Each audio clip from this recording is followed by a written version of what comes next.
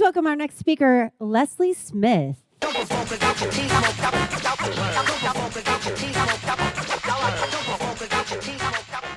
Okay, so I only tell this story because I think you should be determined and do what you want to do, and your wishes will come true.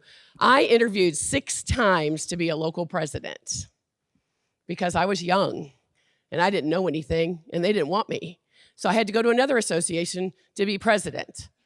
So never let no keep you from doing what you want to do, because if I let no bother me, I would not be standing before you today. Second little quick story. I worked for my dad's company in Ohio, which is Real Living, a franchise now owned by Home Services. And I worked for a really awesome guy who was like an uncle to me. And I could walk in the office any time of day, take however long I wanted for lunch, leave when I wanted, as long as I got my work done.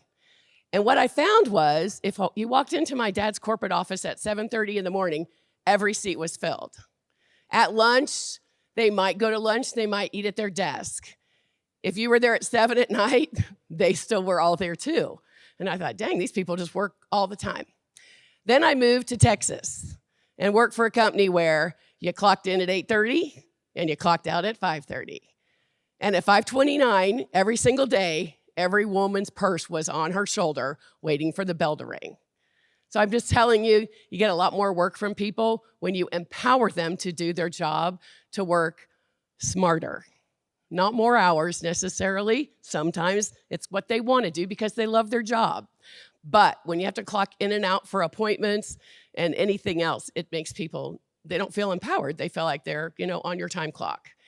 Another thing I would say too, at one point in time, and this is kind of when Charlie was talking about how he talks to people who are like kind in the way of owning a company. I owned a large company with 11 offices and 400 agents at one time, and Charlie was my go-to guy. If I had a question, we had similar sized companies at the time, I would call and talk to him. But one thing I did learn as the CEO and managing partner of that company was, just because somebody's in a position doesn't mean you should keep them. And that's the biggest mistake I've ever made in business, was keeping someone that I should not have kept. So anyway, just food for thought. Next.